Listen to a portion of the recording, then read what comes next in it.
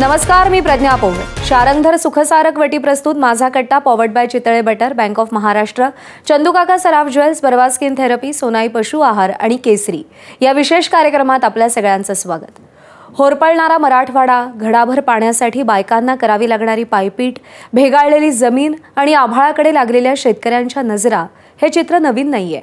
पण गेल्या आठवड्याभरात मराठवाड्यात पावसानं जे तांडव मांडलं ते शब्दात मांडणं कठीण आहे. भिंत खचली, चूल विजली, होते नव्हते गेले, प्रसाद म्हणून पापण्यांमध्ये पाणी तेवढे ठेवले, या ओळी आज मराठवाड्यातल्या शेतकऱ्यांची अवस्था सांगायला पुरेशा आहेत.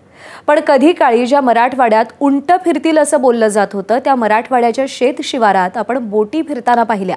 ज्याची ओळख टँकरवाडा अशी आहे, जिथे ट्रेननं पाणी पोहोचवावं लागलं, त्या मराठवाड्यामध्ये पावसामुळे शेतीचं प्रचंड नुकसान झालं. पण ही भीषण विदारक परिस्थिती नेमकी का उद्भवली याचं विश्लेषण होणंही तितकंच गरजेचं आहे. आणि त्यासाठीच ज्येष्ठ आणि विख्यात पर्यावरण तज्ज्ञ, लेखक, अभ्यासक अतुल देऊळगावकर सर आज कट्ट्यावर आलेत. निसर्गातल्या प्रत्येक बदलाकडे आणि त्याच्या परिणामांकडे ते बारकाईनं पाहतात, अभ्यासतात आणि त्याबद्दल लिहितात सुद्धा. गेल्या 2 दशकांहून अधिक काळ त्यांनी हे व्रत आचरलेलं आहे. हवामान बदल, शेती, पर्यावरणाचं संरक्षण या विषयावर त्यांनी अनेक राष्ट्रीय आणि आंतरराष्ट्रीय व्यासपीठं गाजवलेली आहेत. पर्यावरणीय बदलांच्या अभ्यासासाठी त्यांची पुस्तकं म्हणजे अक्षरशः गाईड आहेत. मराठवाड्यावर सध्या ओढवलेली परिस्थिती, राज्यभर बदललेला पावसाचा पॅटर्न, देशामध्ये आलेल्या आपत्ती आणि या सगळ्या संदर्भात भविष्यकालीन उपाययोजना याबद्दल आपण देऊळगावकर सरांशी संवाद साधूया. कट्ट्याला सुरुवात करूया. सर नमस्कार, आपलं स्वागत आहे. नमस्कार. अतुलजी, जेव्हा आज मराठवाड्यामधली चित्र आम्ही सगळी बघतोय, मला आठवतं की 2010मध्ये माझा महाराष्ट्र म्हणजे महाराष्ट्र 2020 अशा नावाचा कार्यक्रम आपण केला होता. आणि त्यामध्ये बोलताना तू असं म्हणाला होतास की आणखीन तो काळ लांब नाही आहे की जेव्हा मराठवाड्याचा वाळवंट झालेला दिसेल आणि त्या जिथं उंट फिरलेले आपल्याला पाहायला मिळतील फिरताना. आज असं चित्र जे आज दिसतंय, म्हणजे असा पाऊस आणि जे काही आज मराठवाड्यामध्ये तिथल्या लोकांना भोगावं लागतंय जे दिसतंय, असं आहे की मराठवाड्यामध्ये गेल्या काही दिवसांपासून जे काही अनुभवायला मिळतंय ते भीषण, भयंकर आणि कल्पनेच्या पलीकडचं आहे. फक्त मराठवाड्यापुरताच जी पुराची स्थिती आहे आणि पावसानं हाहाकार केला आहे तो मराठवाड्यापुरता नाही आहे. हीच परिस्थिती देशाच्या अनेक भागांमध्ये, खास करून उत्तरेकडं ज्या पद्धतीचा पाऊस राजस्थानमध्ये झाला, ज्या पद्धतीची भूस्खलनं आणि तुफान पाऊस उत्तराखंड आणि हिमाचलमध्ये होतो आहे, जागतिक हवामान बदलाचे परिणाम आपल्याला भोगायला लागतील असं म्हणून जे अनेक पर्यावरणातली लोक घसा अगदी कोरडा होईपर्यंत ओरडून सांगत होते, त्याच्याकडे जे दुर्लक्ष झालं त्याचे परिणाम हे या पद्धतीनं आपल्याला प्रत्यक्ष अनुभवायला आत्ता येत आहेत. पण ह्या म्हणजे उत्तरेकडच्या आणि बाकी देशातल्या स्थितीकडे जाण्याआधी मराठवाड्यामध्ये जिथं पाण्याचं, पावसाचं एवढं दुर्भिक्ष आहे, तिथं हाहाकार माजवणारा असा पाऊस यावर्षी का झाला, त्याची 1, 2, 3 अशी काय कारणं आपल्याला सांगता येतील. हे ह्या वर्षीपुरतंच राहील का ह्या पुढच्या काही वर्षांमध्ये वेळोवेळी हे संकट मराठवाड्यावर येईल, हा त्याचा पुढचा भाग असेल. पण आधी मुळामध्ये हे झालंच का, असा पाऊस, अशी स्थिती ही मराठवाड्यावर यावर्षी का ओढवली? या वर्षीचं आपल्याला कारण समजून घ्यायचं तर 2 महत्त्वाची कारणं आहेत. एक तर आत्ताचा जो पाऊस पडतोय तो बंगालच्या खाडीमध्ये जे कमी दाबाचा पट्टा निर्माण झाला त्याच्यानंतर जो पाऊस आला तो. पण त्याआधी आपण ढगाच्या निर्मितीचा विचार करायला पाहिजे. साधारणपणे साधा पाऊस जो असतो, नॉर्मल पाऊस, तर तो 1 ते 2 किलोमीटर उंचीपर्यंतच्या ढगांमुळे पडत असतो. त्याच्यापेक्षा जास्त काही 1 ते 2 किलोमीटरपर्यंत ढग असतात. उंची ढग त्यांची 1 ते 2 किलोमीटरपर्यंतची असते. क्वचित प्रसंगी ढगाचा मनोरा, डोंगर तयार होऊन 12-14 किलोमीटरपर्यंत क्युमुलोनिंबस क्लाउड तयार होतो. आता त्याची संख्या वाढायला लागलेली आहे. म्हणजे ढगाची उंची 12 किलोमीटरपर्यंत उंची असते ढगाची. हो. आता मी एक इथं फोटो आहे, लातूरवरचा ढग आहे, हा मे महिन्यातला आहे. मे महिन्यामध्ये लातूर ह्याच्यामध्ये 500 मिलीमीटर पाऊस पडलेला आहे. आणि असा ढग आहे याला राक्षसी ढग म्हणता येईल. हां, आणि आत्ता नुकताच मी कलकत्त्याहून येताना बघत होतो, 14 किलोमीटर उंचीपर्यंत विमान जिथपर्यंत आहे तिथपर्यंत ढग दिसत होते. याची संख्या का वाढते लक्षात घ्या. परत तापमान वाढ ही सुटी घटना नाही.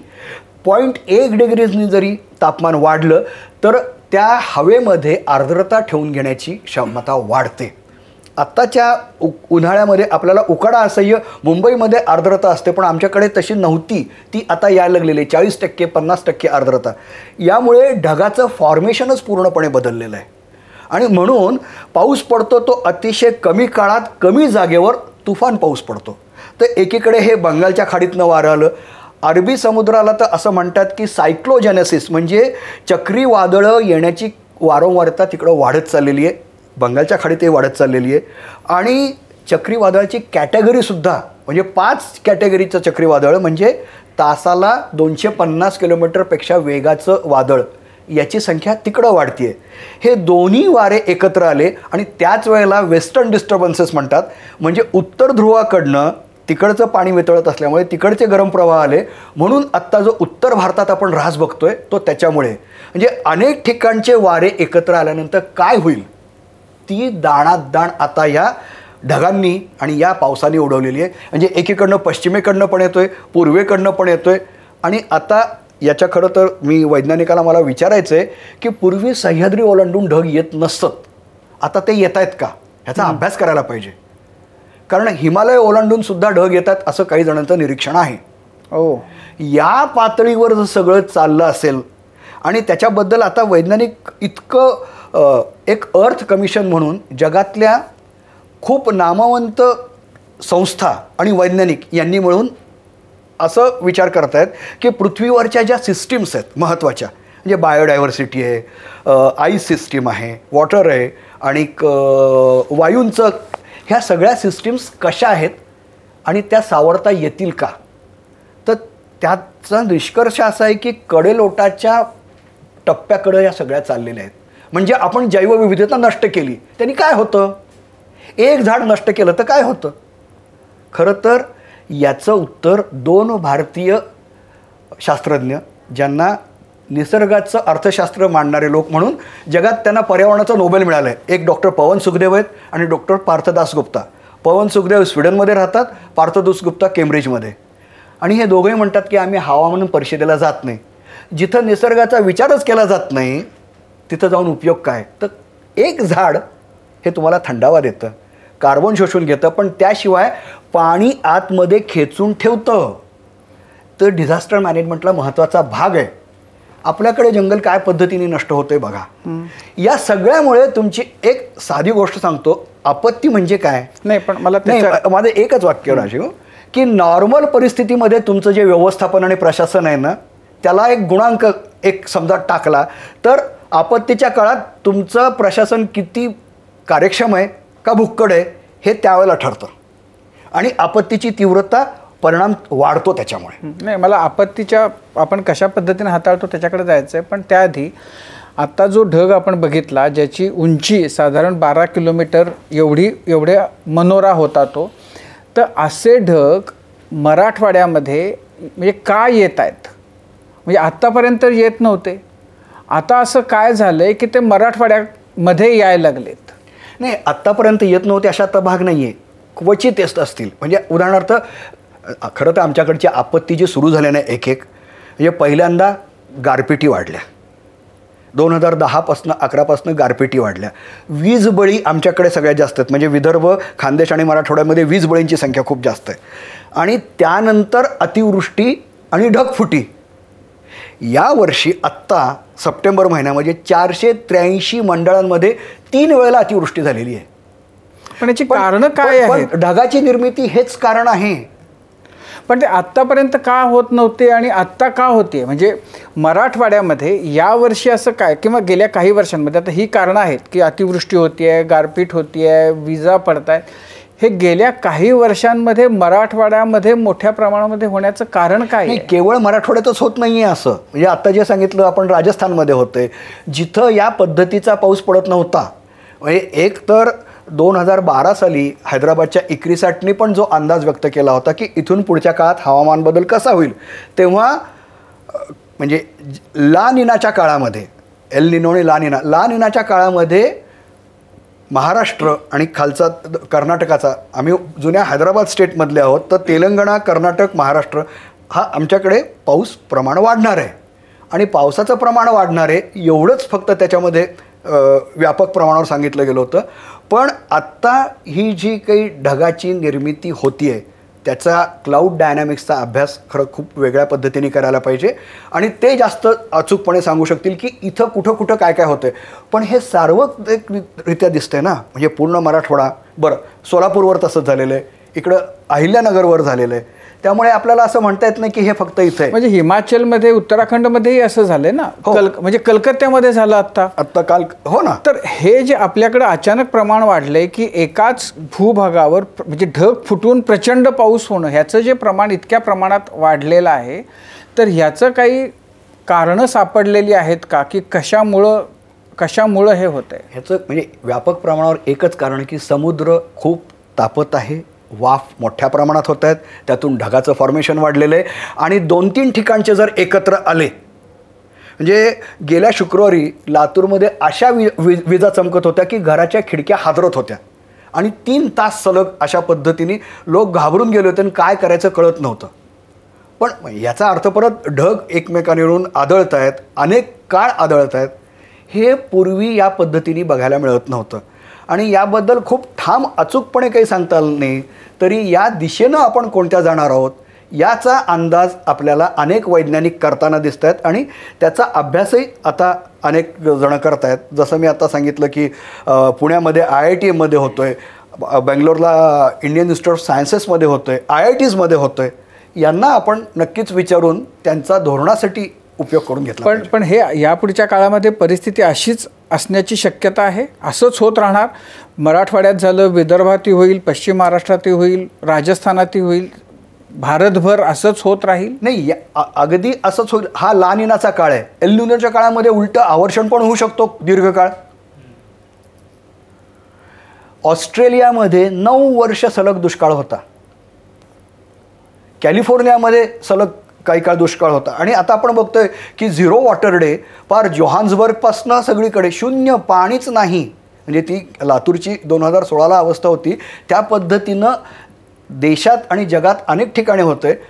आपल्याला एवढंच सांगता येईल की या पुढच्या काळामध्ये तुम्ही हवामानाला अजिबात गृहीत धरू शकणार नाही.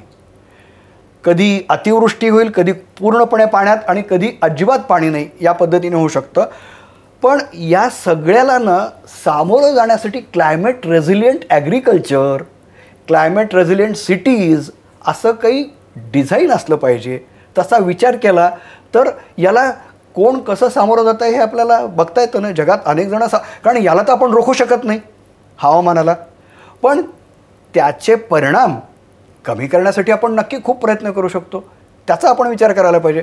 अहो, आमचा मराठवाडा ना 64,500 स्क्वेअर किलोमीटरचा आहे, म्हणजे याचा आकार श्रीलंके एवढा आहे. लोकसंख्या म्हणलं तर नेदरलँडची 1.6 कोटी आहे, ऑस्ट्रेलियाची 3 कोटी आहे, आमची साधारणपणे 2.25 कोटी आहे. काय पद्धतीने आपण या सगळ्या लँडमासला, लोकांना काय करू शकतो, तर करता खूप येऊ शकतं आणि या पद्धतीने उपाययोजना पण आहेत. पण याच्याकडे कोणाचं लक्ष आहे, हे प्रश्न कोणी उपस्थित करतं का? ही जागरूक लोकशाहीचं हे लक्षण नाही. तुम्हाला बोलावं लागेल.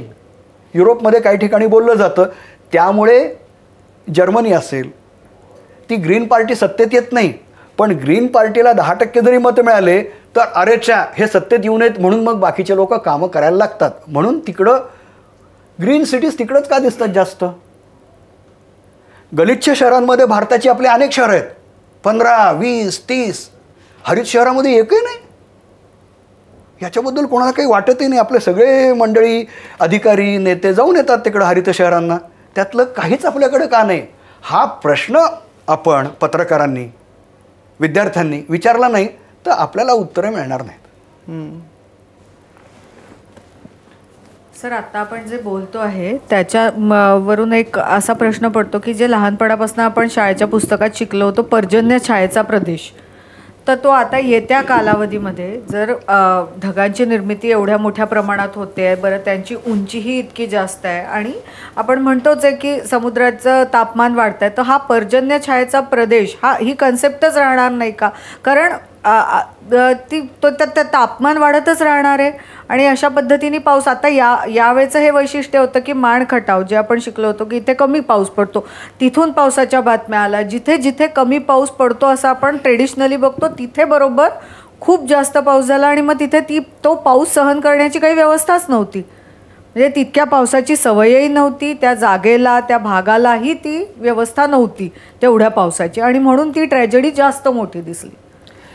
नाही, असं ठाम विधान करता येणार नाही असं मला वाटतं. खरं तर याबाबतीत आपण वैज्ञानिकांशी बोललं पाहिजे, विशेषतः क्लाउड फिजिक्स, क्लाउड डायनॅमिक्स याचा अभ्यास करणाऱ्या. कारण पर्जन्य छायेचा प्रदेश आहे तो त्याच्यापेक्षा उंचीचे ढग आले तर ते क्वचित, सारखे तर काही येणार नाहीत ते. त्यामुळे इतर वेळेला त्याची प्रकृती आहे तशीच राहील, पण काही वेळेला या पद्धतीने अतिरेकी पाऊस पडू शकतो. आत्ता तुम्ही जे म्हणाला त्याप्रमाणे आमच्या लातूर जिल्ह्यात भादा, औसात हा दुष्काळी तालुका, त्यातलं भादा गाव त्याच्यापेक्षा दुष्काळी, म्हणजे 200-300 मिलीमीटर पाऊस पडला. 3 दिवस झाले तिथलं पाणी अजून एक गुडघ्याभर पाणी हटत नाही आहे. आता या पद्धतीचं जे पाऊस क्वचित पूर्वी यायचा ना, सप्टेंबर ऑक्टोबरमध्ये परतीचा पाऊस आमच्याकडे, विशाखापट्टणमला चक्रीवादळ आलं की आम्ही खुश व्हायचो की चला आपल्याकडं वर्षभर साठेल एवढा पाऊस पडेल आता. पण आताचा जो पडतोय इथून पुढेही तो पडणार आहे, हे जे सगळं चक्र वाढलेलं आहे ना, हे अनाकलनीय आहे. आणि त्यातला पुढचा भाग जो आहे की आमच्याकडं माती पाणी ठेवून घेऊ शकणारे नाही, ते माती सोडून देते. बरं, आमच्या इरिगेशन डिपार्टमेंटच्या लोकांना कधी दार काढायची वेळ यायची नाही, त्यामुळे 2 ठिकाणचे दार काढताच आले नाहीत, 1 ठिकाणचं दार गंजूनच गेलं, त्यामुळे 5-5 किलोमीटर पाणी साचलं. आपण कधीतरी या अधिकाऱ्यांना दंड करायचा काही विचार करणार का नाही की हा किती मोठा गुन्हा आहे? अकाउंटेबिलिटी आपल्या अधिकाऱ्यांची नेमकी काय आहे? याच्यावर पब्लिक इंटरेस्ट लिटिगेशन का होऊ नये? म्हणजे भुजला भूकंप झाला, तिथून 390 किलोमीटर अंतरावरच्या अहमदाबादमध्ये जवळजवळ 70 इमारती कोसळल्या होत्या. तर अहमदाबादच्या हायकोर्ट जजनी सुमोटो केस घेतली आणि तिथल्या बिल्डरवर केस दाखल केली होती की तुमच्या वाईट बांधकामामुळं हे सगळं पडलेलं आहे. तर तसं एवढं मोठं जे नुकसान झालं या अधिकाऱ्यांमुळे झालं असं कधीतरी केलं ना, तर त्या अधिकाऱ्यांना काहीतरी धाक उरेल हो. नाही तर ह्या नियमांचा अर्थ काय आहे? कुठलेच अधिकारी, सचिव हे जर जबाबदार नसतील तर मग प्रशासनाला अर्थ काय, असा प्रश्न आपण यावेळेला उपस्थित केला पाहिजे. त्याच्याबद्दल ना एक गोष्ट, आत्ता परवा मी एक रिपोर्ट बघितला, आत्ता आपल्या सगळ्या राज्यांची अवस्था अशी आहे की निवडणुकीमध्ये जी आश्वासनं दिलेली असतात तर रेव्हेन्यूचा 50% 55% निधी हा त्या ज्या घोषणा केलेल्या असतात ना, हे ह्याच्यासाठीचे लाडकी बहीण, ह्याचे पैसे, त्याचे पैसे, त्याच्यामध्ये 50-55% पैसे जातात. आणि त्यामुळं ज्या कामासाठी अदरवाईज पैसे उपलब्ध व्हायला पाहिजेत ते पैसेच मिळत नाहीत. त्यामुळे बेसिक इन्फ्राची जी कामं व्हायला पाहिजेत, आज अशी स्थिती आहे की म्हणजे हे जे कोणी अधिकारी असतील त्यांच्यावर कारवाई व्हायची वेळ आली तर ते सांगतील की आम्ही तर सांगितलं होतं, आम्हाला ते दुरुस्त करण्यासाठी फंडच मिळाले नाहीत. ही जी आपल्याकडची स्थिती आहे झालेली की सगळं निवडणुका आणि त्याच्या भोवती सगळं फिरत राहणं, तर त्याच्यामुळंही अनेक प्रश्न आणि गंभीर संकट आपण ओढवून घेतलेली आहे. खूपच आहे. म्हणजे त्यात एकमेकांवर ढकलणं, म्हणजे मंत्र्यांनी अधिकाऱ्यांवर, अधिकाऱ्यांनी मंत्र्यांवर, दोघांनी मिळून आणखीन कोणावर तरी हे ढकलणं हे चालू आहे. याच्या पलीकडे आपल्याला काही बघता येणार नाही का? पण म्हणजे आता आपण ज्या पद्धतीने हवेचं प्रदूषण जर आपण बघितलं तर कुठली हवा आपल्याकडची चांगली आहे? 2.5 मायक्रॉनचा जो काही कण असतो, म्हणजे आपल्या केसाचा आकार 30 ते 40 मायक्रॉन आहे. 2.5चे जे घनकण आहेत ते अनेक कारणामुळं जेव्हा आपल्या नाकावाटे जातात आतमध्ये, ते मेंदूत जाऊ शकतात, फुफ्फुसात जाऊ शकतात आणि आपण किती आजार, एक खोकला सध्या 5,000 रुपयापर्यंत जातो. याचं मुख्य कारण प्रदूषण आहे. आपली मुलं काय पद्धतीने किंमत देत आहेत. दिल्ली ही अस्थम्याची राजधानी झालेली आहे, पण मुंबईची परिस्थिती फारशी काही वेगळी नाही आहे. ही किंमत आपण मोजतोय. मग आपण याविषयी कधी काय बोलणार, हा एक मुद्दा आहे. ते बोलल्याशिवाय होणार नाही. 1995 साली अनिल अग्रवालनी जे पुस्तक लिहिलं होतं slow murder vehicular pollution in India 95 साली म्हटलं होतं. आताची अवस्था काय आहे हे एकीकडं असताना मला दुसरा एक महत्त्वाचा मुद्दा वाटतो की प्रत्येक गोष्ट आपण शासनाकडनं करूया, पण बाकीच्या संस्था काय करतायत, शैक्षणिक संस्था आपल्या संशोधन नेमकं काय करतायत. बाकी आर्थिक परिस्थिती जर म्हणलं तर अगदी मराठवाड्याविषयी मी नेहमी म्हणतो की 200 कोटीच्या वर मालमत्ता असणारे मराठवाड्यामध्ये किमान 5,000 तरी लोक असतील, जास्तच असतील, कमी नाही. यांना कधीही सार्वजनिक गुणवत्तेकडे लक्ष द्यायला का वाटत नाही. पूर्वी शैक्षणिक संस्था काढत होते, इतर काही कार्यक्रम करत होते. आत्ता मी सुंदरबनमध्ये जाऊन आलो. सुंदरबन म्हणजे तो एक मुद्दा आपल्याला बोलायचाच होता की हवामान बदलाबद्दल आपण बोलतोय, पण हवामान बदलामुळे आर्थिक नुकसान जसं होतं ना, तसं न मोजता येणारं नुकसान त्यापेक्षा कैक पटीने अधिक होतं. आणि त्याबद्दल निधी द्या असं भारत सरकारनं गेल्या वर्षी बाकूच्या परिषदेत सांगितलं. यंदा नोव्हेंबरमध्ये जी ब्राझीलमध्ये परिषद होणार आहे तिथं याच्यावर खूप मोठ्या प्रमाणात चर्चा होणार आहे. आता बाकीचे देश म्हणतात तुम्ही तर 5 लाख कोटी ट्रिलियनची $5 ट्रिलियन अर्थव्यवस्था आहे, तुम्हाला कशाला पाहिजे. आपण स्वतः का निधी तयार करू शकत नाही यासाठी. आपण कॉर्पोरेटना का सांगत नाही तुम्ही द्या म्हणून. तर आता आपण बघूया की समजा आमचं पूर ओसरला आहे, माती खरवडून गेली आहे अशा जागा किती आहेत, किती शेत आहेत, किती लाख हेक्टर, 7 लाख हेक्टरवर सध्या हानी आहे. तर त्यातले किमान 20% याच्यावरची माती पूर्ण खरवडून गेलेली आहे. म्हणजे हे खूप दीर्घकाळाचं नुकसान आहे. ती भरपाई कशी देणार. वेगळं उदाहरण सांगतो. 2003 साली पहिल्यांदा मराठवाड्यामध्ये 14 आत्महत्या झाल्या. तोपर्यंत आत्महत्या नव्हत्या. तेव्हापासून आजपर्यंत साधारणपणे 12,000 शेतकऱ्यांनी आत्महत्या केलेल्या आहेत. म्हणजे 12,000 विधवा आहेत. यातल्या किती जणांच्या नावावर त्यांच्या नवऱ्यांची शेती झालेली आहे हे बघायला पाहिजे. खूप कमी आहे. आता त्यामुळे त्यांना येणारं ब्लड प्रेशर, त्यामुळे त्यांचे होणारे विकार हे नॉन इकॉनॉमिक लॉसेस आहेत आणि ते दीर्घकालीन आहेत. तुम्हाला कल्पना आहे का की मोहिनी भिसे वडिलाला शेती विकायला लागू नये म्हणून तिने आत्महत्या केली. 18 वर्षाची मुलगी, तिचे मैत्रीण शीतल तिने पण केली. अरबाज नावाचा मुलगा वडिलांना दप्तर आणि हॉस्टेलचं फीस देता येत नाही म्हणून आत्महत्या केली. ह्या जशा केसेस आहेत तसं 2003 साली लातूरमध्ये जेव्हा पाणी यायचं आणि गर्दी व्हायची, 2 वर्षाची मुलगी वैष्णवी ती छोटीशी काहीतरी बादली घेऊन पाणी आणायला गेली, टँकर उलटा आला आणि ती पाण्यात गेली टँकरखाली. हे लॉसेस असे मोजता येतील का नाही आपल्याला. यासाठी म्हणजे सरकारनं, ह्या मोठ्या नेत्यांनी, मुख्यमंत्र्यांनी, पंतप्रधानांनी नुसतं बोललं जरी पैसा खर्च करायची गरज नाही, त्यांनी इच्छा जरी व्यक्त केली ना तरी कितीतरी लोक या बाबतीमध्ये सक्रिय होऊ शकतात. आपल्याकडचं सामाजिक वातावरण बदलायला खूप सगळ्यांनी योगदान देणं आवश्यक आहे. कारण हे नॉन इकॉनॉमिक लॉसेस एवढे वाढत आहेत. मी सुंदरबनमध्ये काय पाहिलं, पत्रकार, संशोधक, सामाजिक कार्यकर्ते मिळून तिथल्या बायकांना काय त्रास आहेत तर खारं पाणी आतमध्ये शिरल्यामुळे, खारं पाणी प्यायला लागल्यामुळे रक्तदाब वाढला आहे, BP वाढल्यामुळे गर्भपाताचं प्रमाण वाढलं आहे. त्या खाऱ्या पाण्यामध्ये मासे मिळवायसाठी जास्त वेळ थांबल्यामुळे स्किन डिसीजेस होत आहेत म्हणून घटस्फोट वाढलेले आहेत. आणि पुरुषांचं स्थलांतर झालं आहे आणि पुरुष एकदा स्थलांतरित होऊन गेले, मुली शाळेला जाताना त्यांना पळवून त्यांची विक्री वाढवते. या सगळ्यावर रेकॉर्ड करून, अभ्यास करून त्याच्यासाठी काहीतरी निधी उभा केला जातो आहे कलकत्त्यामध्ये. आपल्याकडं अशा अनेक समस्या आहेत. पूर्वी या पद्धतीचं काम आपल्याकडं व्हायचं. म्हणून हवामान बदलाचं रिपोर्टिंग करताना मला असं वाटतं की आपण सोल्युशन जर्नलिझमकडेही बघितलं पाहिजे. फ्लड कंट्रोल, आपल्याकडे एवढे मोठे फ्लड येतात. जगामध्ये किती देशांमध्ये जवळजवळ जगातल्या 4 ते 4,500 धरणांना पाडून टाकण्यात आलेलं आहे. नद्यांना मोकळं करा असं खूप ठिकाणी होतं आहे. मी तुम्हाला काही फोटो दाखवतो.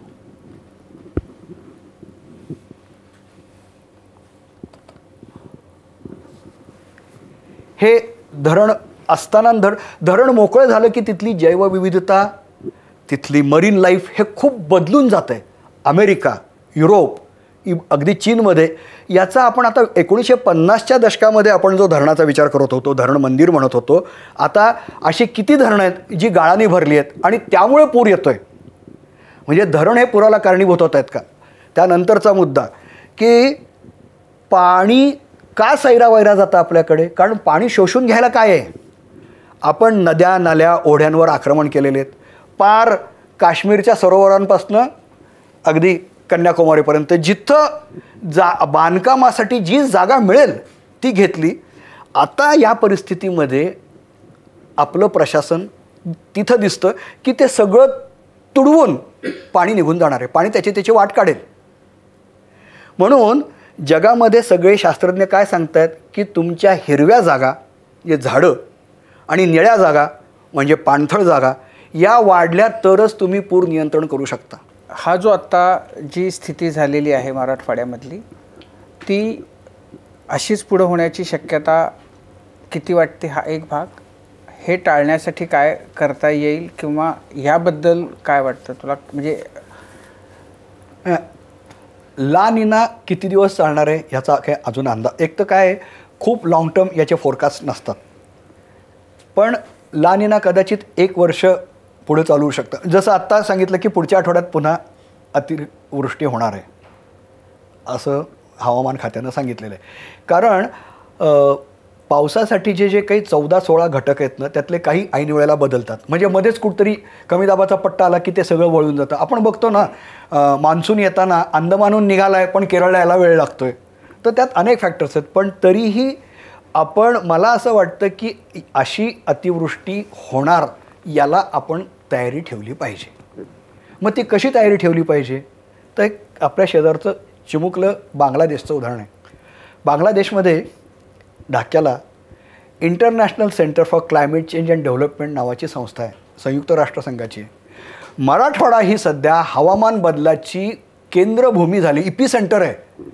म्हणजे आम्ही तीव्र दुष्काळ, टेम्परेचर, वीजबळी आणि अतिवृष्टी, ढगफुटी सहन करतो आहे. इथं एक राष्ट्रीय आंतरराष्ट्रीय पातळीचं संशोधन केंद्र आवश्यक आहे. ही खरं तर हे सगळ्यांनी याचा आग्रहपूर्वक मांडणी करायला पाहिजे. याचं कारण असं की आता अतिवृष्टी झालेली आहे, नेमकं काय करायचं? परत बांगलादेशचं उदाहरण देतो. तिथं खारं पाणी नद्यांमधनं शेतामध्ये घुसतं. तर खाऱ्या पाण्यात तगणारा तांदूळ त्यांनी शोधला आणि सगळ्यांना दिला. पाणी जास्त काळ जर शेतामध्ये राहिलं, त्यांनी तरंगती शेती केलेली जी आता याच्यामध्ये ॲडॉप्ट केली जाते आसाममध्ये. आम्हाला आता खरा प्रश्न आहे की 1 महिनाभर शेतात जाता येणार नाही. पण समजा ऑक्टोबर अखेर नोव्हेंबरमध्ये शेतात गेलं तर रबीला काय पेरायचं हे देशातल्या राज्यातल्या शेती संशोधकांनी येऊन सांगितलं पाहिजे. आम्ही पीक बदलायचं का? सोयाबीन घेत होतो, नंतर हरभरा घेत होतो, आता कोणतं पीक घ्यावं? का आम्हाला वेगळंच काही पीक म्हणजे ज्याला वृक्ष शेती म्हणते तशी करायची का औषधाची शेती? काय नेमकं करायचं? त्यात सगळ्यात महत्त्वाचं आमच्याकडं माती नाही आहे, तिथं माती कशी वाढवायची यासाठी वैज्ञानिकांचं इनपुट खूप आवश्यक आहे. कारण इथून पुढं हे असे प्रसंग येणार आहेत. समजा पाऊसच पडला नाही तर कोरड्या मातीत 60 दिवस कोरड्या मातीत तगेल अशी ज्वारी शोधून काढली होती आपल्याकडे. त्याला केंद्र सरकारच्या विभागानं परवानगीच दिली नाही. पण आता कदाचित अशा व्हरायटीज, खरं तर जेनेटिक ट्रान्सफॉर्मेशनचा उपयोग तो आहे. हे 2000 साली ना आपण कल्पना केली होती की 21वावं शतक कसं असेल. तर तेव्हा असं सांगत होते काही नाही, फार सोपं आहे. जेनेटिक ट्रान्सफॉर्मेशननं आपल्याला काय करायचं आहे तर फोटोसिंथेसिसची इफिशियन्सी 1% आहे, ती 5%ने वाढू. झालं ना म्हणे, 5 पट उत्पादन वाढलं. कदाचित हे शक्य आहे, पण हे खाजगी लोकांना नको असेल. पब्लिक इन्स्टिट्यूशन्सचं हे काम आहे. त्यांनी जर हे शोधून काढलं की अति पाणी आलं तरी आमचं हे विज्ञानाचं काम नाही तर काय आहे?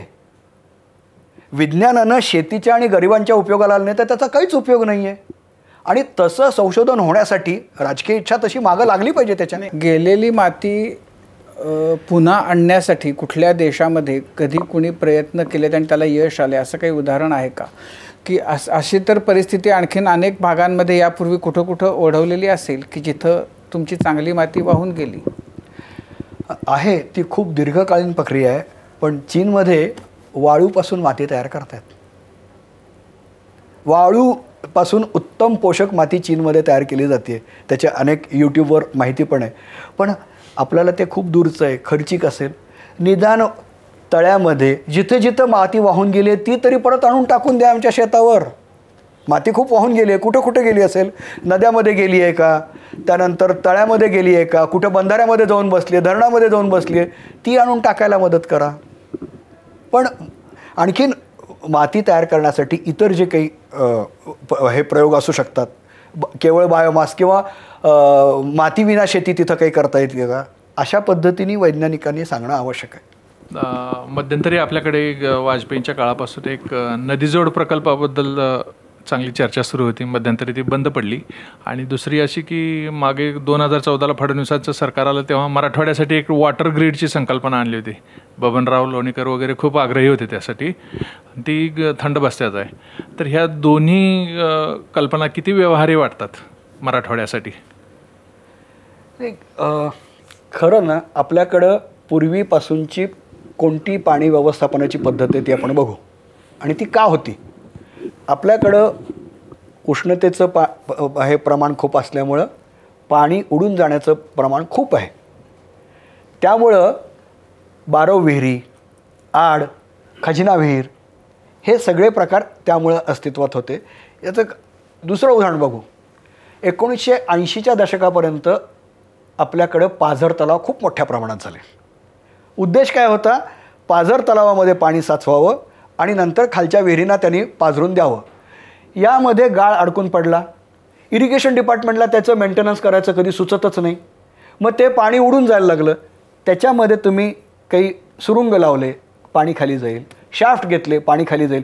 खऱ्या अर्थानं विकेंद्रित पाणी असणं हे आपल्याला अपेक्षित आहे. जे अहमदनगर जिल्ह्यामध्ये पोपटराव पवारांनी केलं. CCT कंटिन्युअस कंटूर ट्रेंचर, हा ज्याला लोखंड लागत नाही, सिमेंट लागत नाही, पण पडलेल्या पावसापैकी 80% पाणी त्या भागामध्ये जिरतं. अणदूरला सुद्धा असे प्रयोग केलेले आहेत हॅलो मेडिकल फाउंडेशननी. हे खरे आवश्यक आहेत. पाणी व्यवस्थापनाचा विचार आपण स्वतंत्र सुटा करतो, तो अतिशय चुकीचा आहे. माती आणि पाणी दोन्हीचं एकत्र व्यवस्थापन करायला पाहिजे, ते जागीच करायला पाहिजे. तर तिथं पाणी तुम्हाला उपलब्ध होईल. मग ते विहिरींना पण येईल. नाहीतर 1,500 फुटापर्यंत लातूरला जायला लागते, आणखीन बाकीच्या जिल्ह्यांमध्ये 600 फुटापर्यंत जायला लागते. भूजल तुम्ही कसं वाढवणार आहात? त्यासाठी हे जे बाकीचे फॅन्सी प्रकार आहेत ना, ते दूर बघू. पण आधी आम्हाला आमच्या भागामध्ये एवढं पाणी यायलं ना, ते तिथं साठवू द्या, भूजल पातळी वाढू द्या. आणि त्यासाठी झाडं लावणं, गवत वाढवणं. आपला गवताळ प्रदेश आहे, गवत आपल्याकडे वाढणं आवश्यक आहे. मांजरसुंबा म्हणजे मांजरसुद्धा दिसणार नाही असं गवत, म्हणून आपल्याकडे दूध दुभतं खूप आहे. या पद्धतीने आपल्याला जुन्यातलं काय आणि नवीन काय असा विचार करायला पाहिजे. हे आत्ता जो पाऊस पडला आहे त्याच्यामुळे तुमच्या पाण्याची पातळी वाढेल? नक्कीच वाढेल. म्हणजे अगदी मातीवर अवलंबून आहे, पण तरीही भूजल पातळी आत्ता पूर्वीपेक्षा नक्कीच बरी असेल. पण साखर कारखाने आमच्याकडं प्रमाण किती याची कल्पना आहे, त्यामुळे परत उपसून नेतीलच. हां, म्हणजे पूर्वी आमचं धरण भरलं तर 4 वर्ष तरी पाणी पुरायचं. आता 1.5 वर्ष खूप झालं तोपर्यंत. आणि ही सगळीच सोलापूरची अवस्था तशीच आहे, सगळीकडची अवस्था अशी आहे. पण भूजलाची पातळी नक्की वाढेल.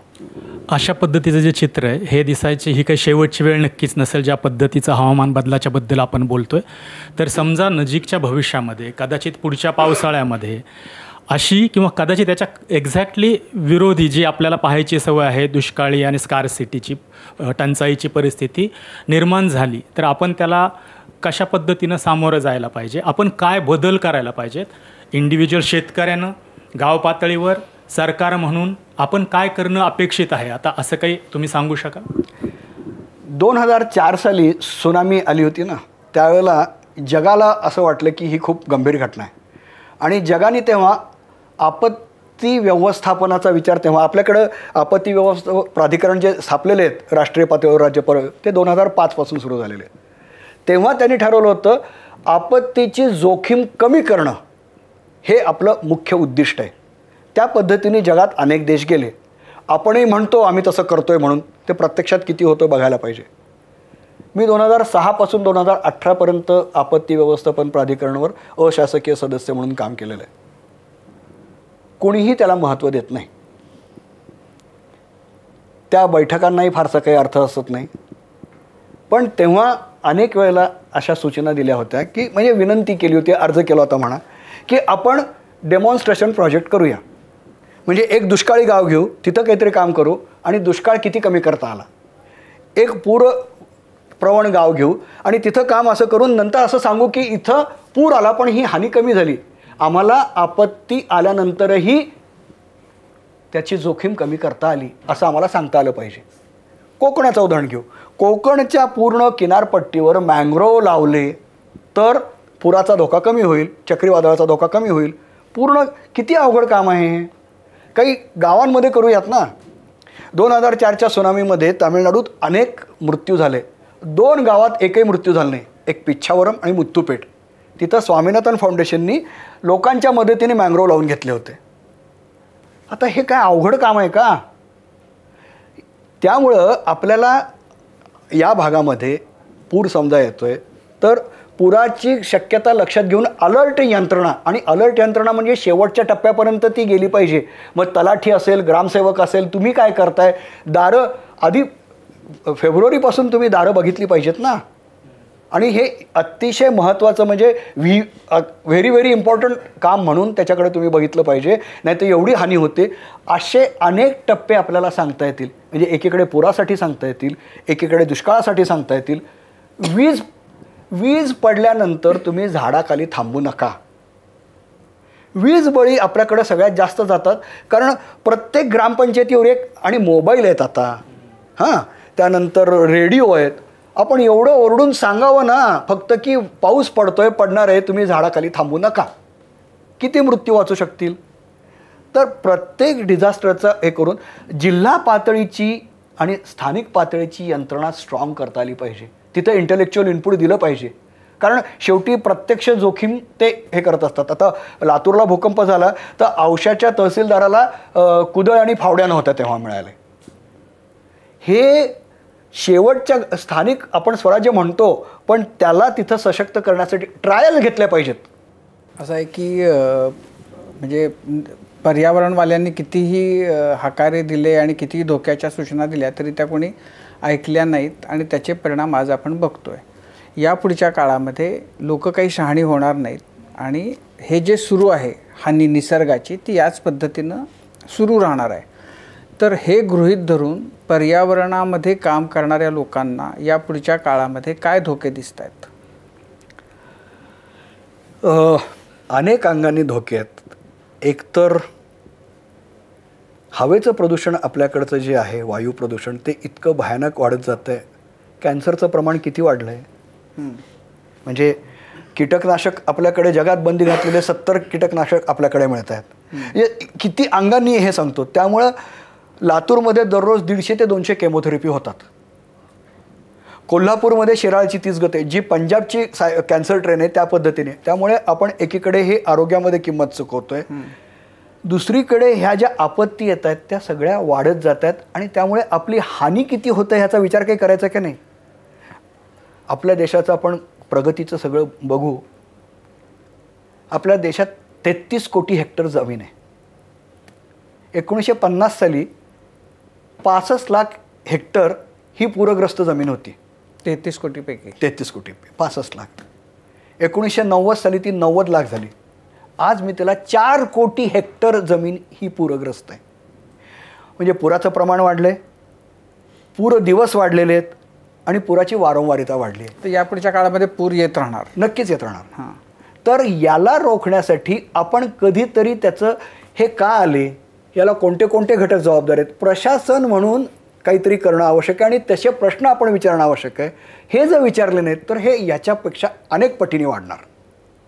जे उत्तराखंड आणखीन हिमाचलमध्ये होतं. सुप्रीम कोर्टाने असं म्हटलंय की नकाशावर उत्तराखंड हिमाचल राहतील की नाही शंका आहे. तो खडक कोणत्या प्रकारचा आहे आपण बघतोय. हिमालयामधला अतिशय ठिसूळ खडक आहे. तिथं 60 बोगदे, 90 धरणं. मग 2 धरणं वाहून जातात, तेव्हा तुम्ही पूर्वी केलेला जो तुमचा विकासाचा अहवाल आहे ना, जे प्रॉफिट तुम्ही बुक केले होते त्याचं काय झालं असं कोण विचारायचं? जोशीमठ 9 इंचानं खचला आहे, 9 सेंटीमीटरनं खचला आहे. कर्णप्रयाग सगळे तिकडचे हे खचत आहेत. सेंटर फॉर सायन्स अँड एन्व्हायरमेंटने एक नकाशा तयार केला आहे. उत्तराखंड आणि हिमाचलमध्ये आपत्ती कुठं येतात, जिथं हे सगळे झालेले आहेत ना, तिथं एकेका वर्षामध्ये हजार लँडस्लाईड झालेले आहेत. उत्तराखंडमधनं 10 लाख लोकांनी स्थलांतर केलं आहे. म्हणजे रेणी जे गाव आहे चिपको आंदोलनाचं उगमस्थान, तिथं 2 म्हाताऱ्या राहत आहेत फक्त. आता सगळेजण तरुण निघून गेले. ही आपली वाटचाल आहे.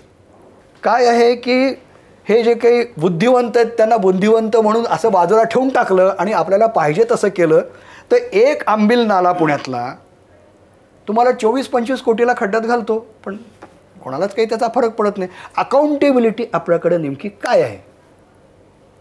कोण कोणाला विचारतं? हरित क्रांती नेमकं काय होतं? एक सरकारी योजना, तिने क्रांतीचं रूप का घेतलं? कारण पंजाबमधल्या गावांमध्ये त्यांनी प्लॉट्स लावले. तिथं काही अडचण आली तर सायंटिस्ट नॉर्मन बोरलॉगपासून स्वामीनाथनपर्यंत तिथं जायचे, शेतकऱ्याला सांगायचे असं कर तू, किती अंतरावर पेरलेस, मग ते कुठं पेरलं दाखव, त्याचे मुळं कुठपर्यंत गेली आहेत, खत कुठं घातलं, आणि विस्तारक ते यायला लागले. त्यामुळे पहिल्यांदा 100 प्रोजेक्ट, 100 प्लॉट्स, 1000 प्लॉट्स, 10,000 प्लॉट असं करत वाढत गेलं. म्हणजे हे होऊ शकतं. शेती महाविद्यालयाचे विद्यार्थी आणि प्राध्यापक शेतावर का जाऊ शकत नाहीत? त्यांना पाठवलं पाहिजे ना. बघा तुम्ही हे जाऊन करा. आत्ता शेतीची पाहणी करण्यासाठी सगळ्या विद्यार्थ्यांचा सहभाग फार आवश्यक आहे. पानशेत धरण फुटल्यानंतर बहुतेक सगो बर्वे तेव्हा कमिशनर होते, त्यांनी ITI पॉलिटेक्निक इंजिनिअरिंगच्या मुलांना सांगितलं बांधकामाला जा, आणि तुम्ही जर बांधकामावर गेलात तर तुम्हाला नोकरीमध्ये प्राथमिकता देऊ. त्यांचं इंजिनिअरिंग पण चांगलं झालं आणि पुनर्वसन पण चांगलं झालं. त्यांनी शाळा कॉलेज त्यांच्याकडनं बांधून घेतल्या. हा खरा लोकसहभाग आहे. आपल्याकडं अवघड आहे का? पेरणीसाठी या भूकंपानंतर काय झालं होतं, 30 सप्टेंबरला भूकंप झाला आणि 1 डिसेंबरला असाच पाऊस झाला होता. तुफान नव्हता पण खूप चांगला पाऊस होता. म्हणजे 2-3 इंच पाऊस पडला होता, सगळीकडेच पडला होता. पेरणी करायला शेती खातं आलं, स्वयंसेवी संस्था आल्या महाराष्ट्रातनं, आणि त्यामुळे रब्बीची पेरणी होऊ शकली होती. आतासुद्धा राज्यातल्या शेती महाविद्यालय आणि विद्यापीठात आणि प्राध्यापक यांना मिळून येऊन शेतकऱ्यांशी बोलून तुम्ही त्या भागामध्ये पिकं घ्यायला लावा, आधी आमची रब्बी वाचवा तुर्तास. सर, पर्यावरणाबद्दल तुमच्या मनात जी कळकळ आहे ना, ती तुमच्या प्रत्येक शब्दातून दिसतीये. ही कळकळ प्रत्येकाच्या मनात निर्माण होणं गरजेचं आहे, तर हे चित्र बदलायला फार वेळ लागणार नाही. पण माणूस हा अत्यंत स्वार्थी प्राणी आहे आणि त्याच्या डोळ्यावर पट्टी आहे हव्यासाची, खोट्या विकासाची. प्रगतीच्या वेगात पुढे जात असताना तो निसर्गाला ओरबाडतोय आणि निसर्गाच्या हाका त्याच्यापर्यंत पोहोचत नाही आहेत. पण तुमच्यासारखे काही हात आहेत जे पुढे येऊन सावध ऐका, पुढल्या हाका असं सांगत ही पट्टी काढायचा प्रयत्न करतायत. तुमच्या या प्रयत्नांना, तुमच्या हातांना अधिक बळ मिळो. आणि मराठवाड्याबद्दल बोलायचं झालं तर मोडून पडला संसार तरी मोडला नाही कणा, पाठीवर हात ठेवून फक्त लढ म्हणा, हा एक मदतीचा आश्वासक हात मराठवाड्यापर्यंत पोहोचायची गरज आहे. मराठवाडा पुन्हा नव्यानं उभारी घेईल, शेतं पुन्हा तरारून येतील, याबद्दल शंका नाही. आज कट्ट्यावर आलात आणि आमच्या सगळ्यांचेच डोळे उघडलेत, त्याबद्दल अगदी मनापासून आभार. आणि यासोबतच शारंगधर सुखसारक वटी प्रस्तुत माझा कट्टा powered by Chitale butter, bank of Maharashtra, चंदूकाका Saraf jewels, बरवा स्किन थेरपी, सोनाई पशु आहार आणि केसरी या विशेष कार्यक्रमात आत्ता वेळ झाली आहे इथेच थांबण्याची. प्रत्येक बातमीच्या अपडेटसाठी पाहत रहा ABP माझा.